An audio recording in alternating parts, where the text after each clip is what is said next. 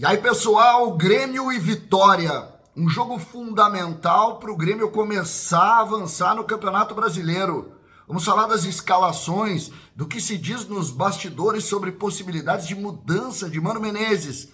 E, claro, um medo que toma conta não só do Grêmio, mas do futebol. Como irá agir a arbitragem? Ontem foi outro dia trágico para o futebol brasileiro. César Cidade Dias falando de Grêmio aqui no YouTube, papo de gremista para gremista. Tô trazendo para vocês agora um combo do ativo. Tem o ativo Ultra, você já sabe, né?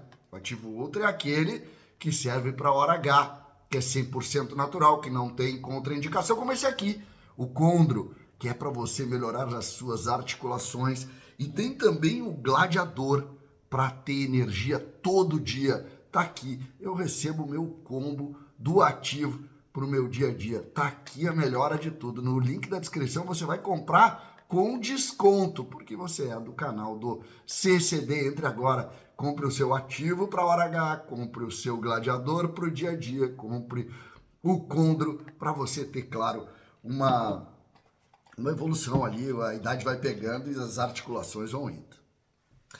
Gente, Grêmio e Vitória, no caso Vitória e Grêmio, falei ontem do quadro do jogo, do clima hostil que vai receber por ter tido aquelas negociações com o Wagner Leonardo, com o próprio Lucas Esteves, tudo isso a gente sabe, mas chega uma hora que é jogo, que é dentro do campo.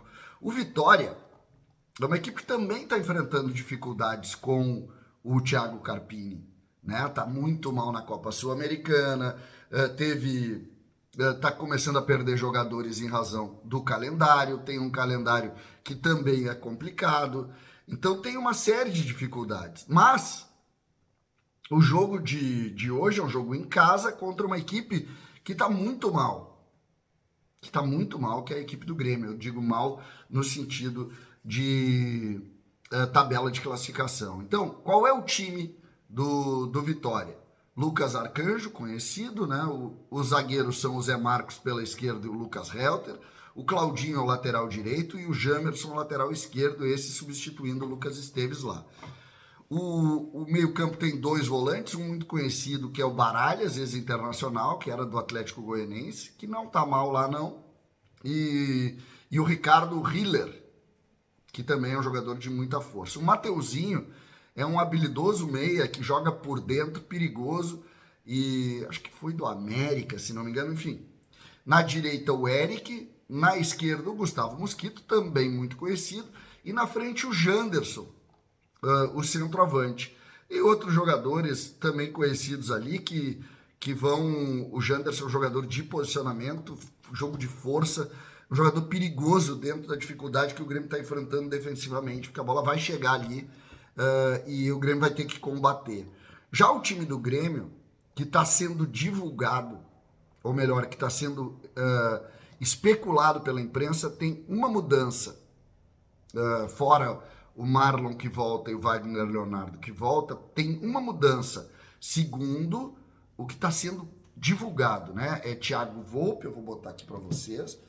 O time seria o seguinte: o time que está sendo divulgado pela imprensa e especulado pelos principais influencers. Ó, Thiago Volpe, João Pedro, Gemerson, Wagner Leonardo e Marlon. Aí o meio-campo tem Vijaçante, tem Dodi, tem Edenilson pela direita, quase um 4-2-3-1, que eu não gosto muito. E aqui a primeira mudança, o Cristaldo entra no lugar do Monsalve, que foi mal aquele dia. E aí o Christian Oliveira e o Bright White. O Grêmio na insistência de repetir o time. Eu tenho algumas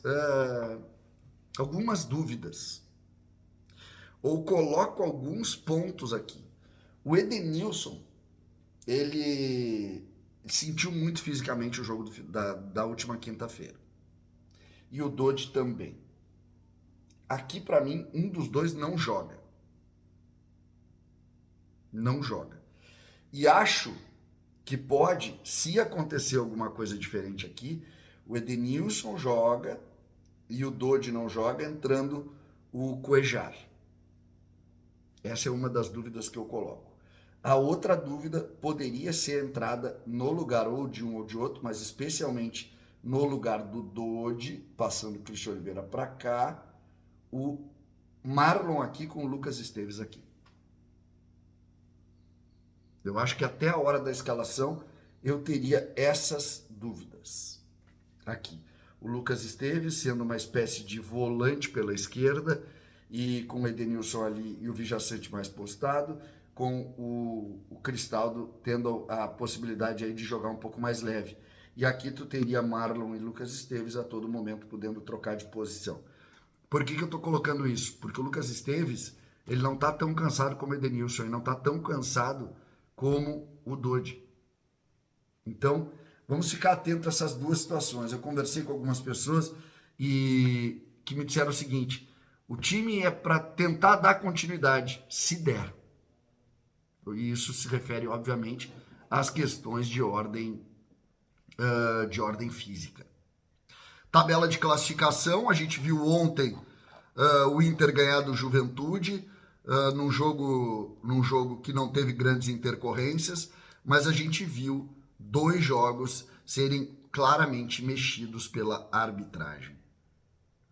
O jogo do Fortaleza contra o Sport teve um gol que a bola entrou e eles levaram 10 minutos para dizer que não foi gol. E ela bate no chão, ao lado da trave, e é visível que a bola entrou. Além disso, nós tivemos um pênalti pro Hulk contra o Mirassol, também escandaloso. Não foi pênalti, e eles deram pênalti no Hulk. Uma disputa de bola, tem o toque do pé, mas os dois estão procurando a bola, os dois batem na bola ao mesmo tempo. E eles deram pênalti.